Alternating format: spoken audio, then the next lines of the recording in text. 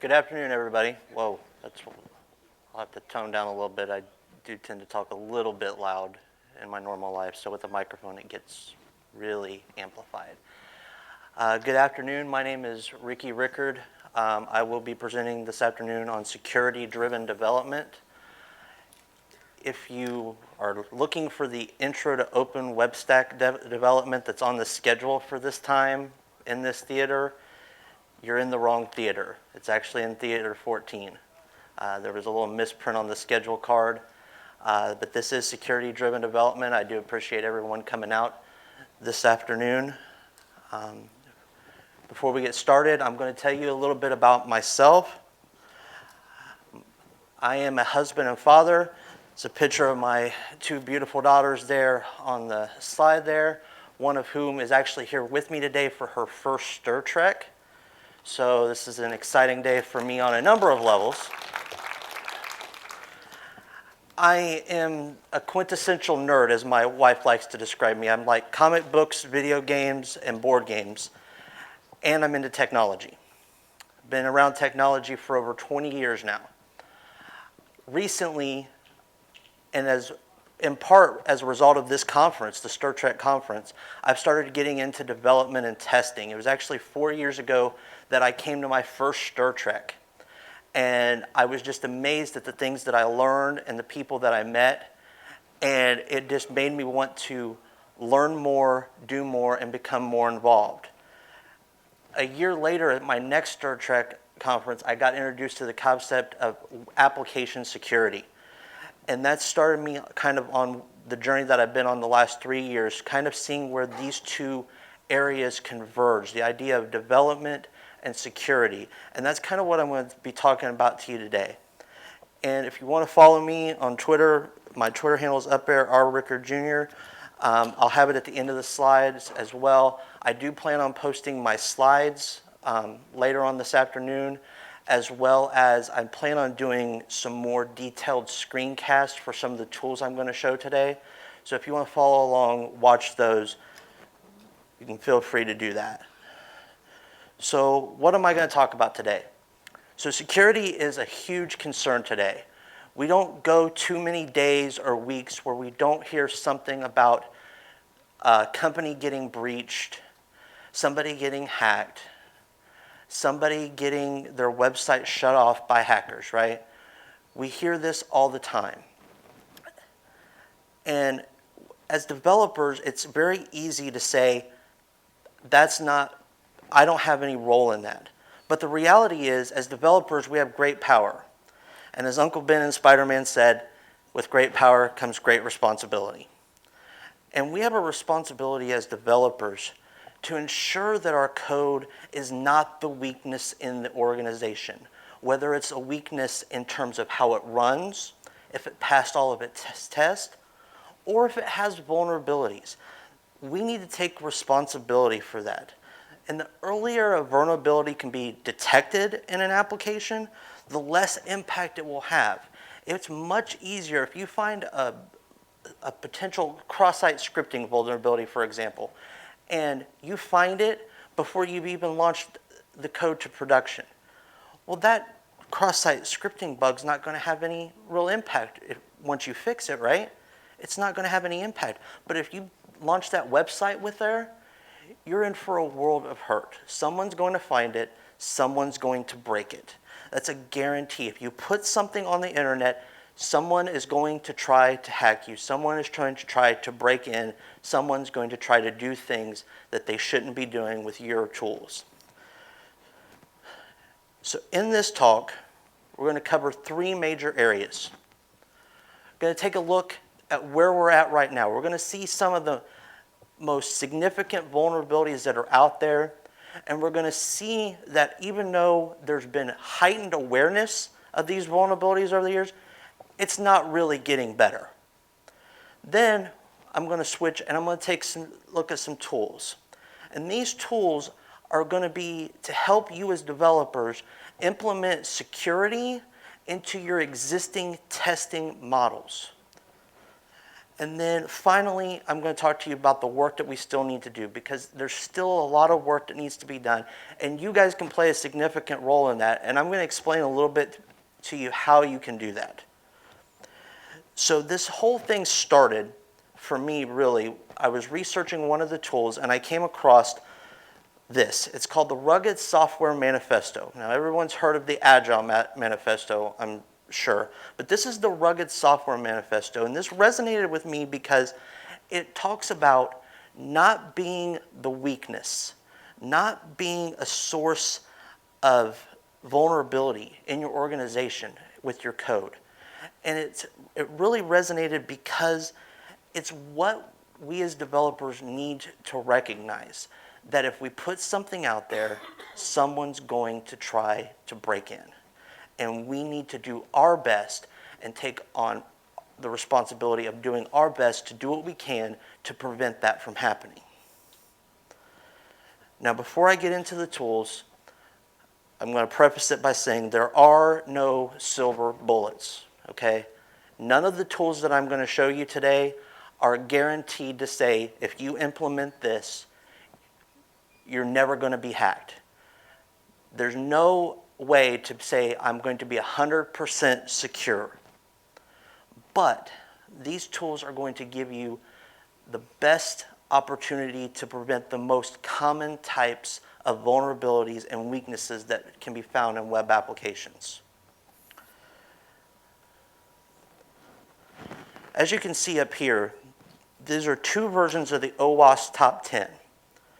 I'm going to get into what OWASP is a little bit later, but these are the top 10 vulnerabilities as listed by OWASP. And what you can see there is from 2010 to 2013, there was no real difference. We still have injection as the number one. We still have cross-site scripting in the top 3. There's no real change in 3 years' time of what are the top vulnerabilities and that are still being exploited today.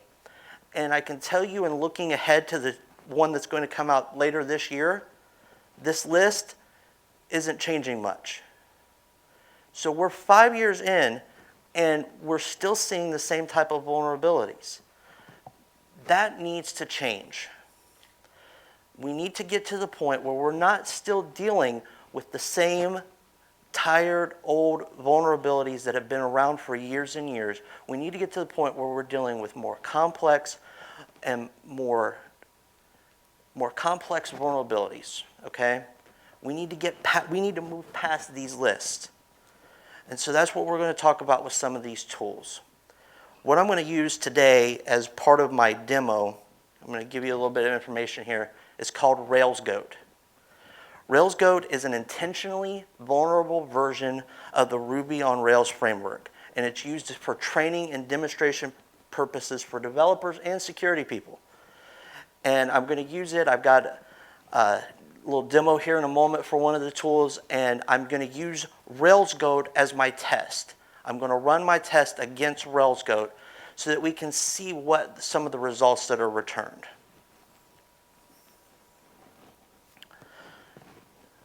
The first tool I'm going to talk about is the Brakeman Scanner. Now, Brakeman Scanner, it looks at your code for vulnerabilities. It's used by GitHub, New Relic, and Twitter. That's some of the companies that use this tool in their testing processes right now. It's a Rails security scanner. So it's used for Rails apps. It works with Jenkins and Hudson for continuous integration, and it tests for a wide range of vulnerabilities, including the OWASP Top 10. They are launching a pro version here later this year. It's actually in beta at the moment, and everything remains open source. This is not your typical commercial product. Everything is open source. So Brakeman does a lot of good, and Brakeman is a solid tool, as we're going to see here in just a few minutes. But Brakeman has its flaws. Brakeman tends to be more suspicious. It leans towards suspicious, and that's good. I would rather be more suspicious that there's something wrong with my code and find out that there isn't, than to think, oh, everything's okay with my code and find out that it isn't. It doesn't work well with unusual Ruby and Rails configurations. It's designed for what it considers a standard Rails configuration. So if you have things in your code that aren't part of what it considers a normal Rails configuration, it's not going to know anything about what's going on there. It only knows the code. It has no idea what web server you're using or anything like that. It only is focused on the code. And it isn't omniscient. It doesn't know everything that your app is trying to do. So it's not omniscient. It doesn't know everything. But it's a good place to start. So now we're going to do a little demo here.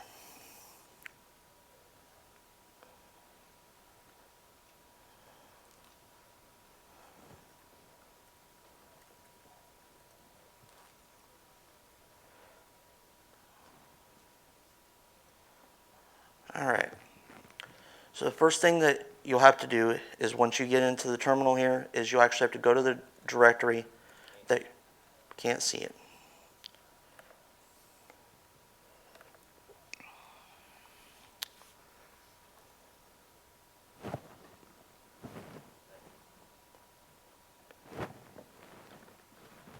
Nope. All right. Live demos, right?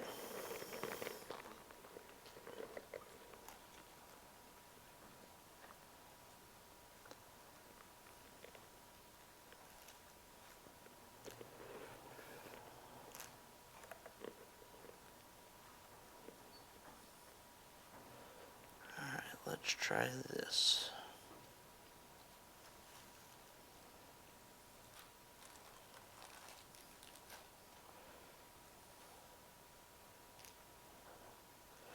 All right.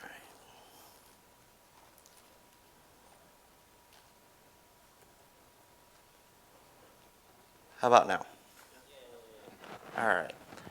So the first thing you're going to do is you're going to go into your directory for your application. So I'm going to go into my Rails Goat directory here. And then first I'm going to show you just a little bit here. So the command is real simple. It's Brakeman. If you put Brakeman -- help,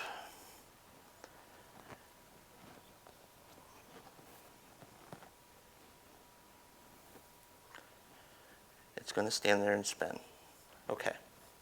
It gives you all the command options, and you can read through these and see like there's some for output, there's some for debugging, there's some for a format type. You can actually specify the Rails version that you're using. You can force it for a Rails 3 or a Rails 4 application. There's a number of different options that are available here for Brakeman. So what I'm going to do is I'm going to run Brakeman, and I'm going to tell it I want it to output. So I'm going to put the -o, and then I'm going to tell it what file I want it to go to. You can put it to a text document or an HTML or both. I'm going to put it to an HTML file because for me that looks a lot nicer and is a lot more presentable and actually has a few more features that you'll see once it runs here. So run here, and it's going to load up, and you can kind of see it's going to go really fast. And see, it detected a Rails 3 application. It's going through all of my templates, my libraries, everything, and it's finished. So now, if I go to my Rails Goat directory, I have a file test.html.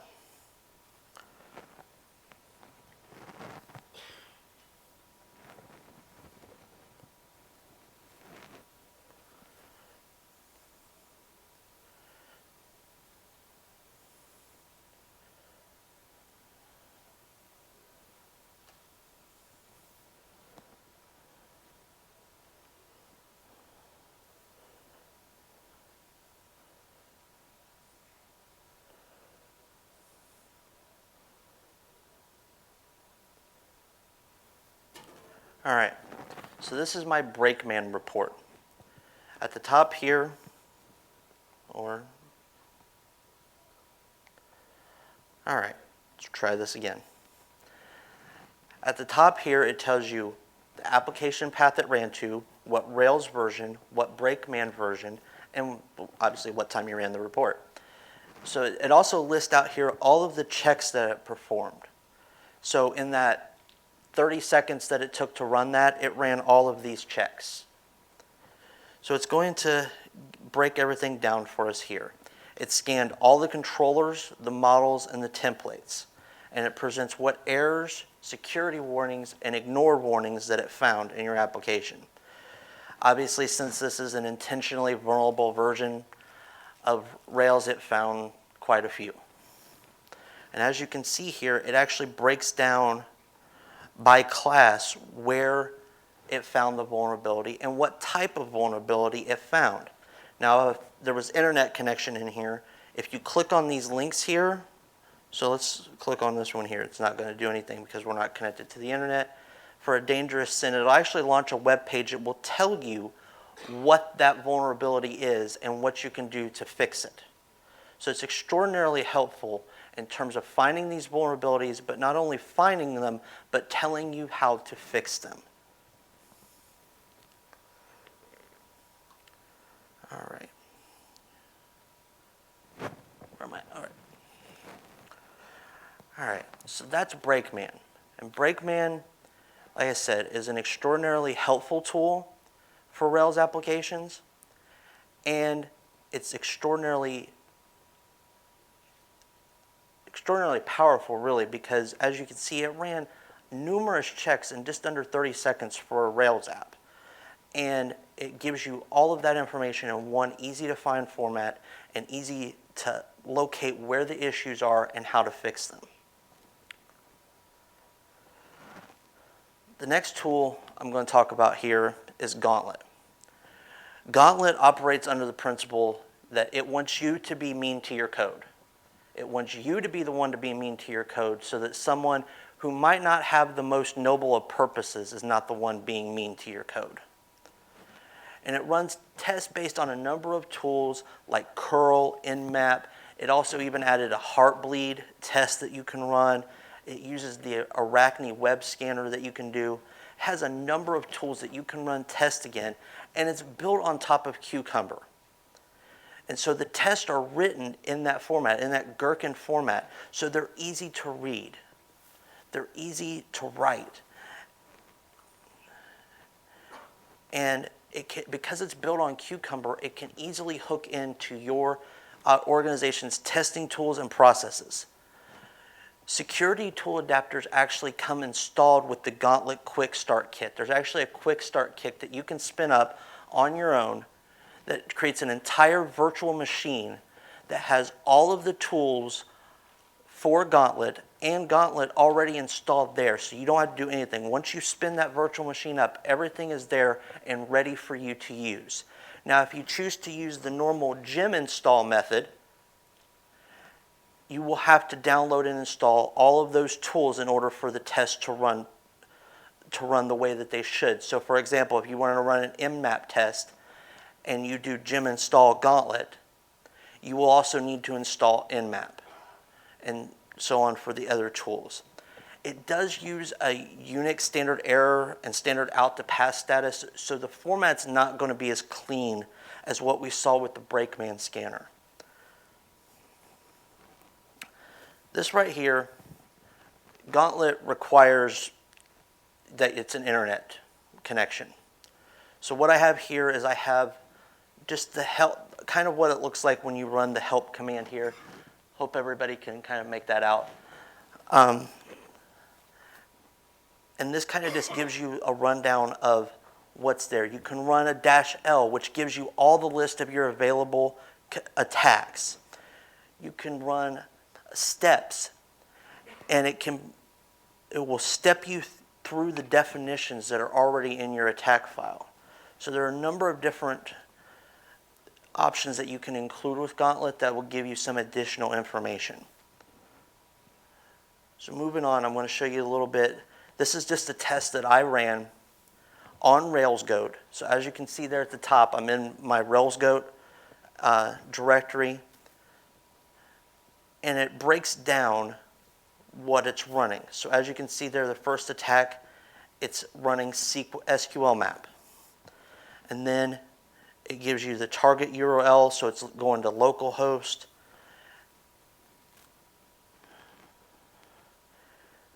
And then from there, it's running, literally it's called simplest attack, and it's a generic attack on the application. And then here you see at the bottom here, once I've run the test, it gives me the results. And it says it failed, for 2 scenarios, it failed one, passed the other. And for the other one, it failed 1 step, skipped 3 steps, and passed 2. And you can kind of bear that out in those screenshots a little bit there. I know the coloring is a little bit weird on these, but when you look back through those logs, you can see where it skipped steps, where it passed test, and where it failed test. As I said, it's not as clean as Brakeman. It doesn't give you the nice report at the end. Moving on, I'm going to talk about another tool here. This tool is actually inspired by Gauntlt, and it's called Mitten. It's put out by a company called F-Secure. It was actually, like I said, it was inspired by Gauntlt, but it's for Python. So if you're a Python developer, you can actually use Mitten for behavior-driven development on your Python application. It uses Behave, which is Python's version of behavior-driven development. The tests are written in Gherkin, just like Gauntlt is, and it works with the Burp Suite. Burp Suite is a platform for running security tests against web applications. So what Mitten does is it will use Burp where Gauntlt used Arachne, for example. So instead of using Arachne to run the test against the web application, Mitten uses the Burp Suite.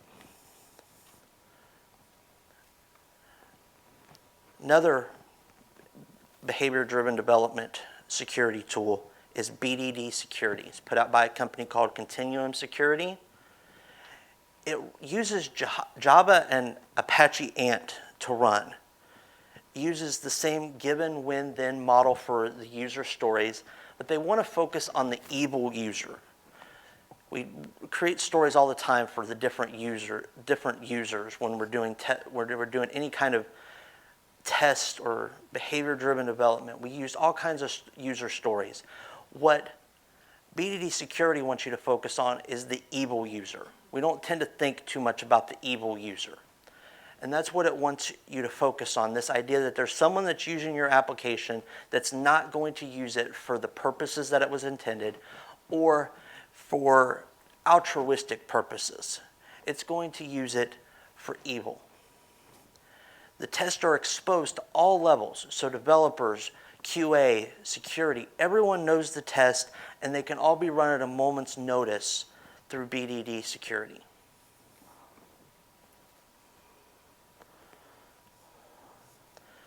So moving on, I want to talk a little bit about OWASP. I talked a lot about them at the start. They're the Open Web Application Security Project. They don't use any commercial products. Everything is open source. And they're driven to make software security visible and accessible. So they want everyone to have access to tools to use to make their applications more secure. And I'm going to talk about a couple of their tools. The first one, this is actually one of what they list as one of their flagship projects. It's called ZAP, the Z Attack Proxy. And basically it's a penetration testing tool for web applications. It can be run as a standalone tool, or you can use the API to integrate it into your testing setup. And we're going to take a look. Maybe.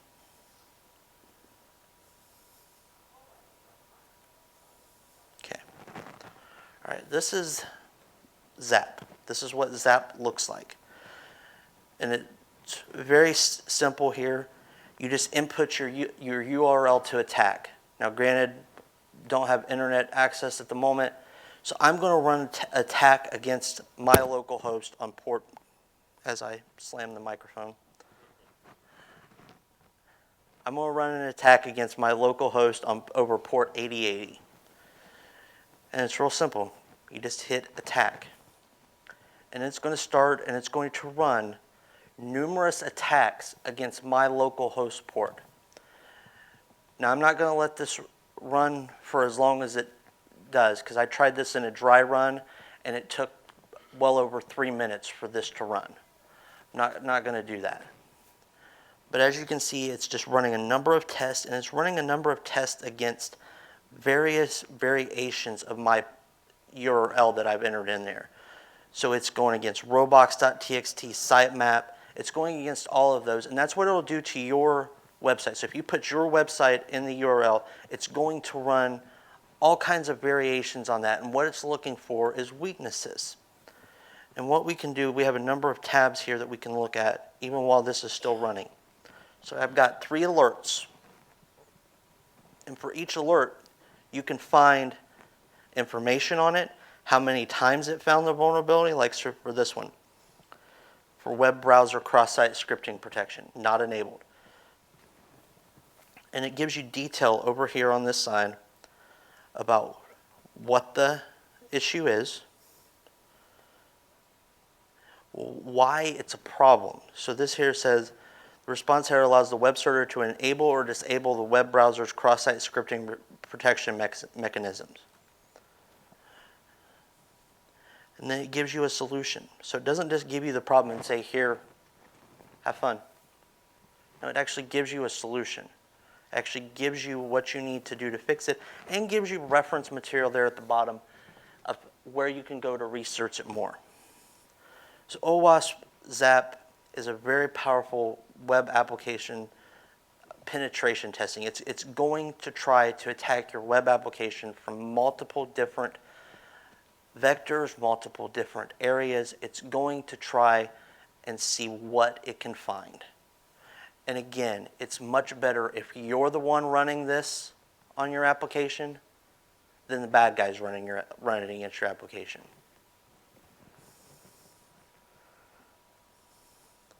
I'm going to go ahead and stop that. Another OWASP product is called the Offensive Web Testing Framework, or OWTF. OWASP produces a number of resources, as I said. One of those is the OWASP Testing Guide. I would highly recommend this to you if you're a tester or even if you're a developer, because this is a guide for security testing practices and secure coding practices. It's extraordinarily helpful, and they actually do put out a number of guides for secure coding for like Rails, Python, Java, .NET. They put out a ton of resources. This framework is in line with that testing guide. But it's not just in line with that, it's also in line with the Penetration Testing Execution Standard, PTES. And what that is that's a standard for penetration testers. These are security professionals. OWASP created this tool to be in line with those standards, along with the National Institute of Standards and Technologies. That's the last little acronym there. But specifically for the PTES, it wanted OWTF to be a part of the tool kit that a normal security professional would use on a penetration test. So it's in line not only with the testing guide, but with that as well, so that you have something that can be used across the board. If you have a penetration tester in your organization, they can use this tool just the same as the developer can. And that's the goal here. It wants you to be more creative in your testing for security weaknesses. It wants you to think like a bad guy. It wants you to put yourself in the shoes of someone that might try to attack your web application. And that's a good thing. As I said earlier, 3 years ago I got introduced to this idea of application security. The gentleman that spoke that day introduced me to the concept of what he calls a composite attacker. That is an attacker who will come at you from multiple areas, will think like the bad guys, will act like the bad guys, and will perform tasks just like the bad guys are. But this is someone that works in your organization. And the idea behind the composite attacker is you want someone who's going to come in and not be limited by the scope of your organization, not be constricted by the rules and parameters that you have in your organization. You want someone to come in there like an attacker would. You want someone to think and act like that attacker would to show you where your real weaknesses are. Because if you just come in and run a scan and say everything looks fine, you could be leaving yourself wide open. We need to get outside of that realm of thinking. And we need to get into this idea that we need to start thinking like the bad guys. Because when we start thinking like the bad guys, we can do things that prevent them from doing any damage to us and our organizations. I know this is horrible, but this is what OWTF looks like in the terminal. And as you can see, it's testing everything against the target. It's going against that URL there, that demo.testspire.net. It's running all kinds of tests there, and it's executing everything. But this is a little bit difficult to read. I know. So they also have one that you can actually run from the browser. You can actually run OWASP OWTF from your browser. You go to the web page, plug in the URL, and hit start. And it will tell you everything that it found, everything that it ran, and it will give you the results relatively quickly. And it's all right there in the browser. You haven't even left the browser. You don't have to run a terminal. You don't have to go anywhere. You can run it right from your browser.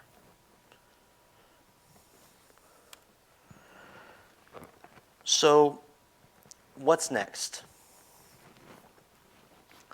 Well, the reality is like I said at the start, security is a top concern for everybody right now, right? If you're on the internet, security is a concern, or at least it should be.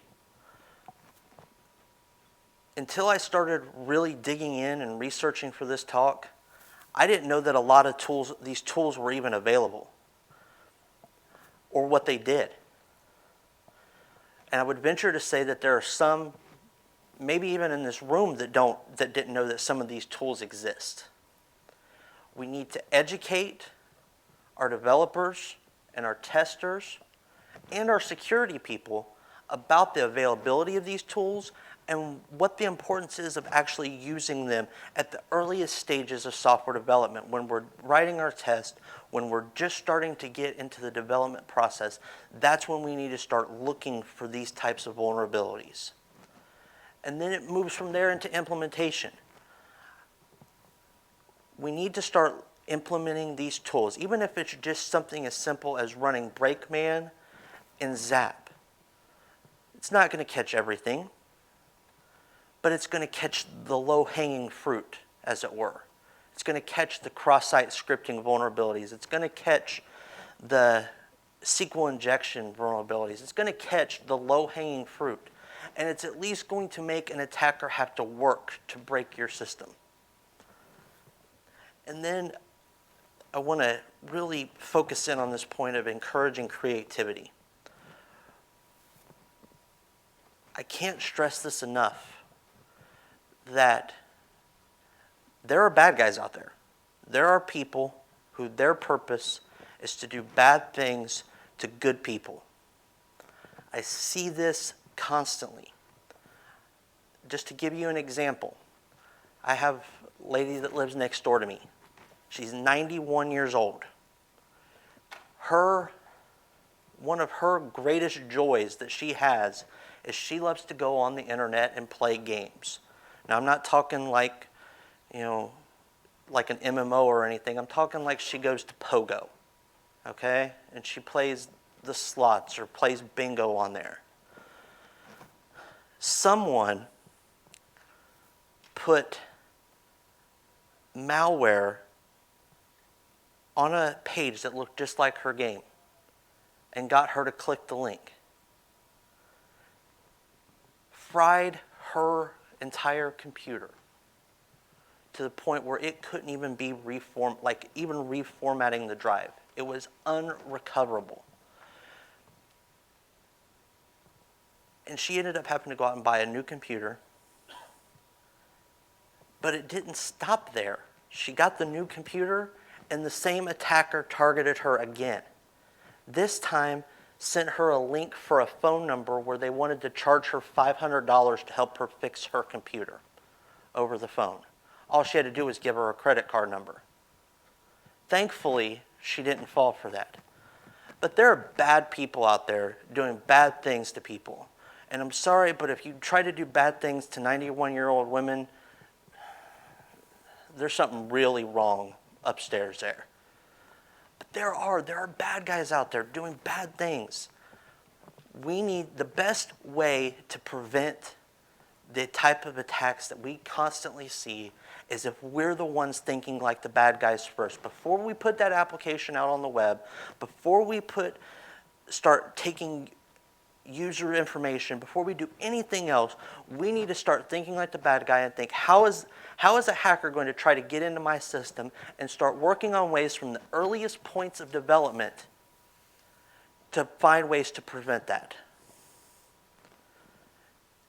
Don't let speed cause you to sacrifice security. No one cares if your application works if it's not secure. And no one cares if your application is secure if it doesn't work. There has to be a balance. Don't be so focused on getting the application done and shipped that you leave all kinds of holes that an attacker is going to come through and take all of your user information and cause you and your organization significant damage, both financially and in your reputation. Don't let the speed to get there first cause you to sacrifice security. And then I would just encourage you, those of you that are developers or want to be developers, contribute to the open source community. All of these projects that I've showed you here, every single one of them is open source. You can go find all of their repos on GitHub right now and contribute. Contribute to them. Help make them better. Because if they're made better and they're implemented in organizations, everybody wins. Be active in both your local developer and your local information security communities. How many of you in here, show of hands, how many of you have been to a security user group within the last year? How many of you have been to a developer user group in the last year?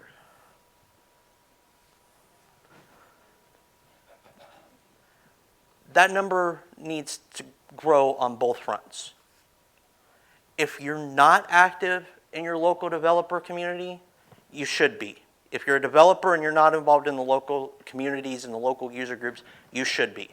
If you're a developer or a security professional, you should be involved in the developer community as well as the security community. Now, if you're in Columbus, I've got some resources for you. Here I have a list, and this is not comprehensive by any means. These are your local security and developer groups. These are on the list for one reason. I've been to these user groups. I've sat down with the people that run these user groups. I know what they're about. I know the types of people and the talent of the people that go there. So you have Security MBA. Now, Security MBA is not what you think it is. Security MBA actually stands for Security Masters of Beer Appreciation. Now, I don't drink, but even I was like, you know what? I'm just going to go once to see what this is about, right? Somebody that calls themselves Masters of Beer Appreciation, I'm going to check that out once. And those are great guys, solid guys. And they meet once a month at a place that serves alcohol. Not really a surprise there. And they have all kinds of talks, and it's really laid back. Central Ohio ISSA is another organization here locally. And this is a security group. They host monthly meetings, as well as they host a security conference just wrapped up here, I think, last month.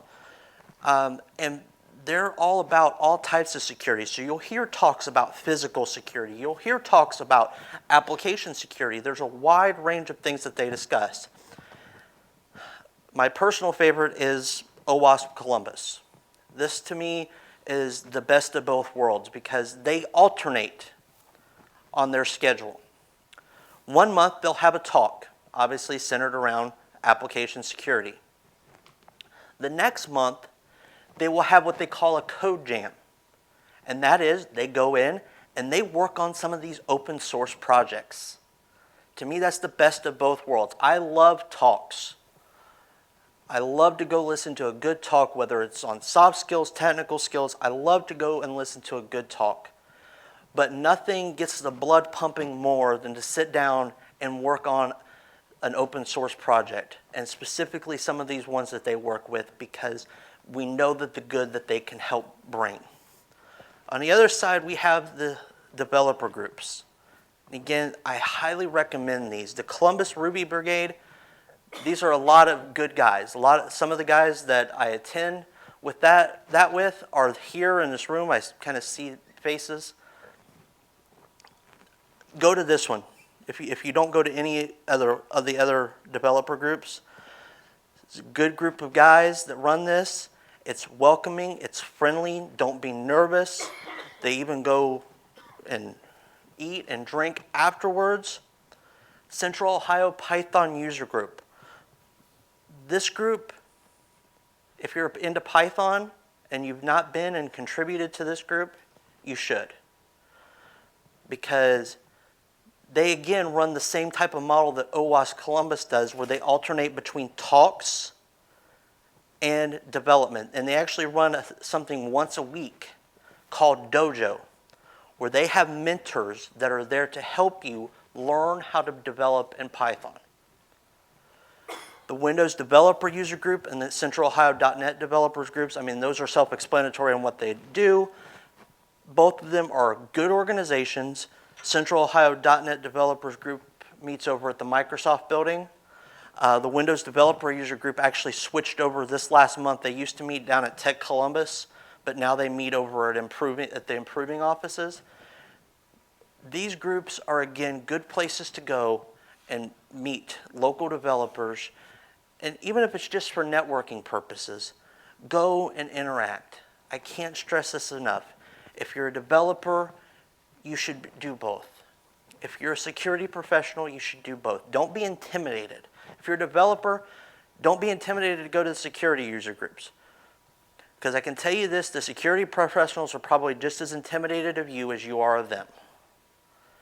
And same goes when a security professional goes to the developer user group. Don't be intimidated. Everyone's there to try to learn, to try to grow, and that's what these communities are really all about. So I would really highly recommend that you go to these groups and get involved in your local communities. If you're not in Columbus, if you're not from around here, meetup.com is your best friend in terms of finding these. Go and look. Go seek them out and go contribute.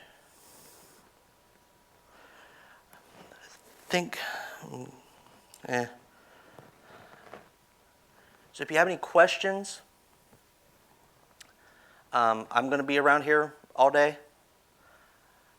There's my Twitter handle again. Like I said, I'm going to be posting my slides up later today And also I'm going to start doing screencasts where I can get more detailed into some of these tools and really dig deep into these tools.